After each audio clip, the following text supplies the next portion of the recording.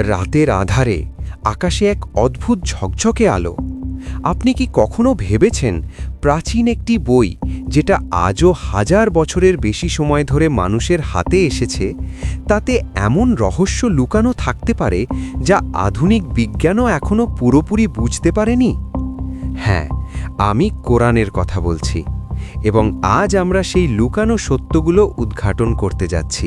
আপনি কি জানেন, কোরআনের রাত এবং দিনের বর্ণনা কেবল আলোকচিত্রের মতো নয়, বরং আধুনিক জ্যোতির্বিজ্ঞান ও পৃথিবীর আবরণের বিজ্ঞানও প্রতিফলিত করেছে। কোরআনে বলা হয়েছে, তিনি আকাশকে মেঘময় পর্দার মতো তৈরি করেছেন এবং রাতকে দিনের উপর পরিপূর্ণভাবে জ্বালিয়ে দিয়েছেন। সূরা ফুরকান 61। বিজ্ঞানীরা আজ জানাচ্ছেন, রাত এবং দিনের এই নিখুঁত সিমিউলেশন পৃথিবীর জীবনের জন্য অপরিহার্য। 1000 বছর আগে এমন তথ্য কোরআনে লেখা ছিল, কিন্তু মানুষ তখনও বুঝতে পারত না। এবার আসুন মানুষের জীবনের দিকে। কোরআন বলে, আমরা মানুষকে মাটি থেকে তৈরি করেছি। সূরা মুমিনুন 12। সহজ মনে হলেও এটি আধুনিক এমব্রায়োলজির এক বিশাল সত্য প্রকাশ করে। মানুষ প্রথমে ক্ষুদ্র সেল হিসাবে জন্মায়, ধীরে ধীরে বিকশিত হয়। একটি তথ্য যা বিজ্ঞান সম্প্রতি আবিষ্কার করেছে।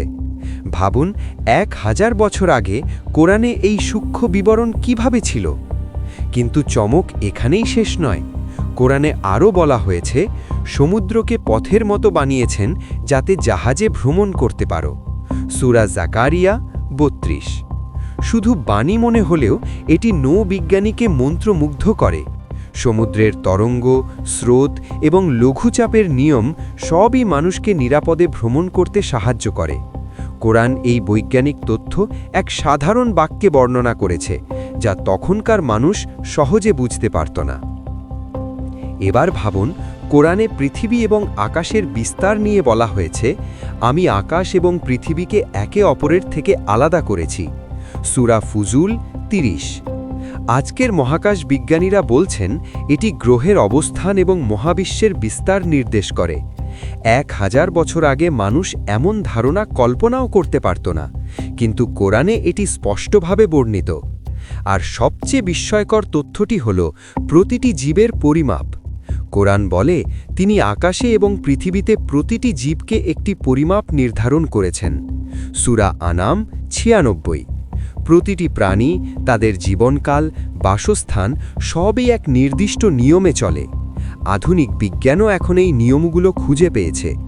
কোরআন একে একে এই সত্যগুলো প্রকাশ করেছে, যা শুনলে আপনার মাথায় একটার পর একটা প্রশ্ন জন্মাবে।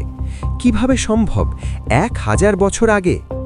তাহলে কি আমরা বলবো কোরআন কেবল আধ্যাত্মিক গ্রন্থ? না, এটি বিজ্ঞানের এক অলিখিত উৎস, যা প্রতিটি যুগে মানুষের কৌতূহল বাড়ায়। আর এই রহস্যের সঠিক বোঝাপড়া পেতে হলে শুধু পড়া নয়, গভীরভাবে ভাবতেও হবে।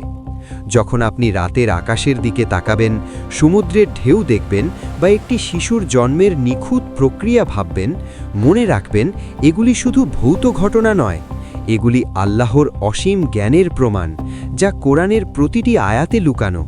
প্রতিটি তথ্য, প্রতিটি রহস্য, প্রতিটি বিস্ময়ই সবই আমাদেরকে বিস্মিত করে, অনুপ্রাণিত করে এবং বিশ্বাসকে আরও শক্তিশালী করে। এখন যদি আপনি আবার কোরআন খোলেন, শুধু পড়বেন না, দেখবেন, চিন্তা করবেন এবং বিস্ময় অনুভব করবেন। কারণ কোরআনের প্রতিটি আয়াত এক একটি বৈজ্ঞানিক তথ্যের দ্বার খুলে দেয়, যা মানুষ আজও পুরোপুরি বুঝতে পারেনি। ধৈর্য ধরে ভিডিওটি দেখার জন্য ধন্যবাদ। ভালো লাগলে একটা লাইক দেবেন।